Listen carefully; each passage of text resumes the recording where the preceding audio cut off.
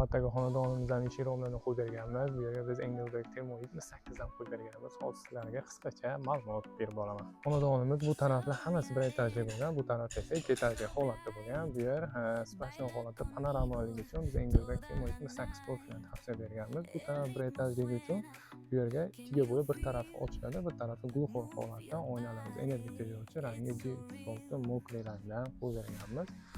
Bu tarafda eshiklarimiz 1,5 qanot bo'lgan, bir tarafi ochiladi, kattaroq, bir tarafi kichikroq holatda qilib berganmiz. Eshiklarimizdan ochib yopilishlari juda yengil holatda ishlaydi.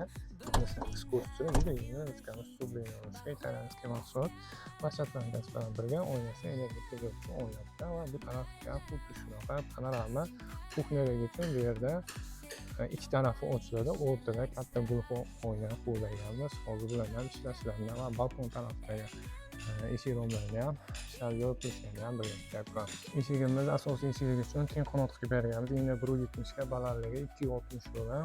Yopilishlari juda yengil ishlaydi. Korpusiga subliniya ruchka shotlangan qilib berganmiz. Hozir kuxnya tarafdagi romni ham hozir ochib yopilishini birgalikda ko'ramiz. Ichkarida ham ancha tayyor bo'lib qolyapti. Kuxnya uchun panorama holatda ikki tarafi ochiladi. O'rtada ikkita gluxor holat qilib berganmiz. Ruchkamiz subliniya ruchka. Har bitta ochilishda romda termoda двойной mexanizm qilib berganmiz. Havo aylanishi bu tarafga ham xuddi shunaqa holatda ochiladi. Lekin ichkaridan tashqari panorama holatda ko'rsa bo'ladi.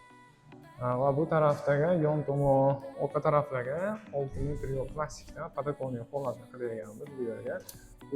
Buni modeli bir taraf ochilib, bir tarafda splashli holatda gluxor va promugalik qilib berganmiz bu yerga. Bularda ham xuddi shunaqa двойной mexanizm bor. Ruchkamiz rotosli bronzadan qo'yib berganmiz. Mexanizmlarimiz forma eksplorasiya mexanizm qo'yib berganmiz. Ikkinchi etaj balkonga chiqadigan joyi biz splashli holatda o'rtacha ochiladigan rom qilib berganmiz. Bemalol romdan foydalanib, terrasaga, balkonga chiqsa ham bo'ladi. Ko'psi o'rtasi ochiladiganligi uchun terrasaga qilib berganmiz. Bu tarafdan eshigi bor. Bu yerda perilla bo'ladi, balkonda kichkina balkoncha bo'lgan.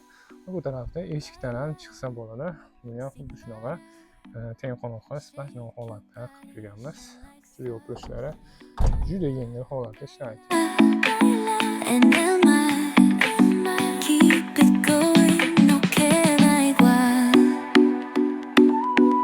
Kimga shunday xizmatlar kerak bo'lsa, ish rom bo'yicha pastda nomer qoldiraman. Nomerga aloqaga chiqishingiz mumkin. Videoga like bosib, sahifamizga obuna bo'lib qo'ying.